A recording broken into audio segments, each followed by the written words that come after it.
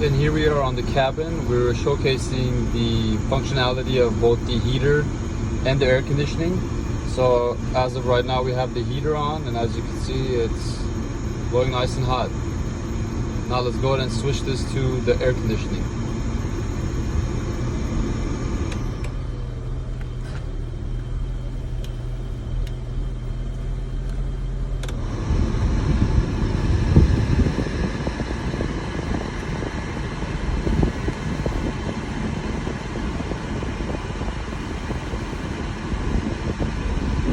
As you can see, the temperature is dropping, the air conditioning is on.